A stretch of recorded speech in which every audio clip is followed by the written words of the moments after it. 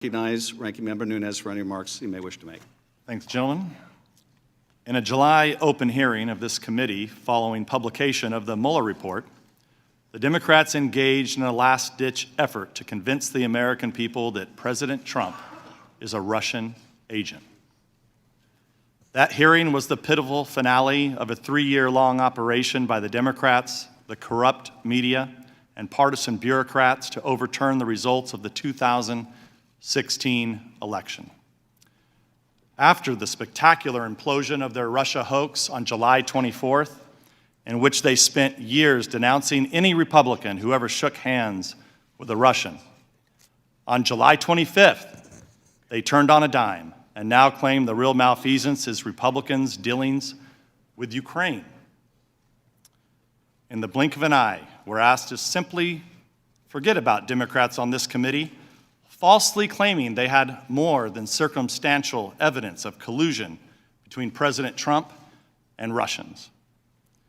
We should forget about them reading fabrications of Trump-Russia collusion from the Steele dossier into the congressional record.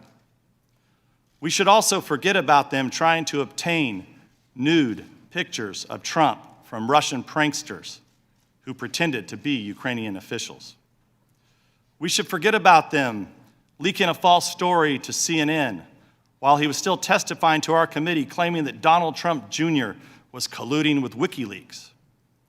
And forget about countless other deceptions, large and small, that make them the last people on earth with the credibility to hurl more preposterous accusations at their political opponents. And yet now, here we are. We're supposed to take these people at face value when they trot out a new batch of allegations. But anyone familiar with the Democrats' scorched earth war against President Trump would not be surprised to see all the typical signs that this is a carefully orchestrated media smear campaign. For example, after vowing publicly that impeachment requires bipartisan support, Democrats are pushing impeachment forward without the backing of a single Republican. The witnesses deemed suitable for television by the Democrats were put through a closed-door audition process in a cult-like atmosphere in the basement of the Capitol, where Democrats conducted secret depositions, released a flood of misleading and one-sided leaks, and later selectively released transcripts in a highly staged manner. Violating their own guidelines, Democrats repeatedly redacted from the transcripts the name of Alexander Chalupa, a contractor for the Democratic National Committee who worked with Ukrainian officials to collect dirt on the Trump campaign, which she provided to the DNC and the Hillary Clinton campaign.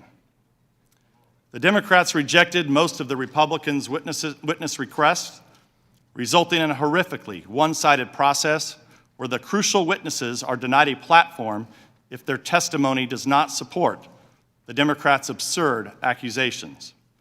Notably, they are trying to impeach the president for inquiring about Hunter Biden's activities.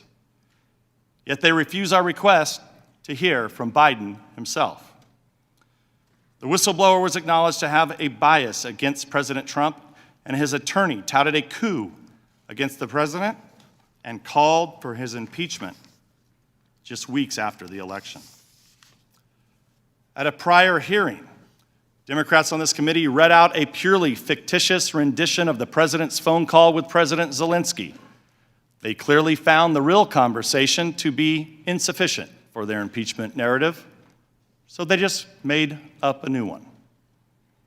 And most egregiously, the staff of the Democrats on this committee had direct discussions with the whistleblower before his or her complaint was submitted to the Inspector General.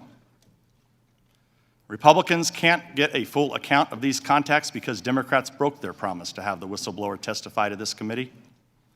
Democrat members hid these contacts from Republicans and then lied about them to the American people on national television. I've noted before, the Democrats have a long habit of accusing Republicans of offenses they themselves are committing.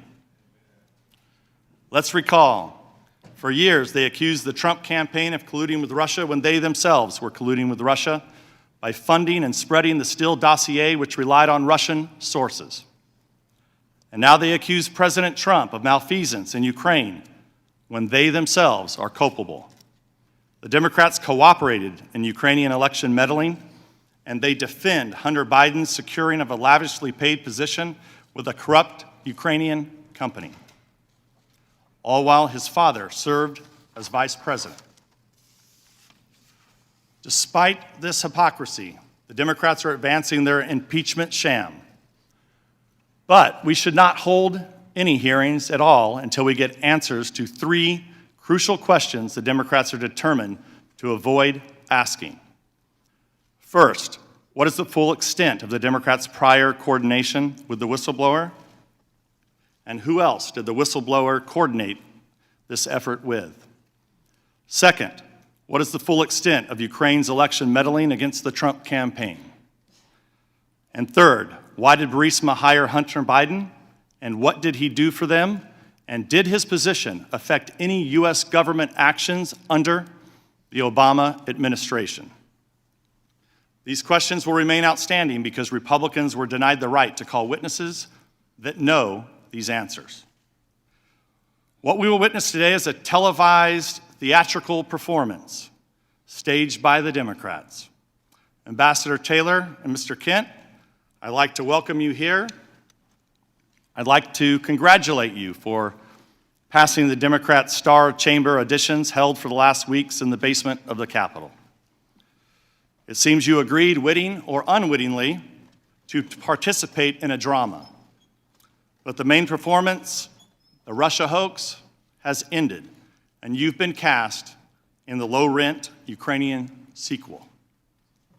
I'll conclude by noting the immense damage the politicized bureaucracy has done to Americans' faith in government. Though executive branch employees are charged with implementing the policies set by our president, who is elected and responsible to the American people, elements of the civil service have decided that they, not the president, are really in charge. Thus, as we'll learn in these hearings, after expressing skepticism of foreign aid and concern about foreign corruption on the campaign trail, President Trump outraged the bureaucracy by acting skeptically about foreign aid and expressing concerns about foreign corruption. Officials' alarm at the president's actions was typically based on second-hand, third-hand, and even fourth-hand rumors and innuendo. They believed it was an outrage for the president to fire an ambassador, even though the president has full authority to retain or remove diplomats for any reason at any time. Officials showed the surprising lack of interest in the indications of Ukrainian election meddling that deeply concerned the president at whose pleasure they serve. Despite all their dissatisfaction with President Trump's Ukraine policy, the president approved the supply of weapons to Ukraine, unlike the previous administration, which provided blankets as defense against invading Russians. By undermining the president, who they are supposed to be serving, the elements of the FBI, the Department of Justice, and now the State Department have lost the confidence of millions of Americans who believe that their vote should count for something. It will take years, if not decades, to restore faith in these institutions. This spectacle is doing great damage to our country. It's nothing more than an impeachment process in search of a crime. That I yield back.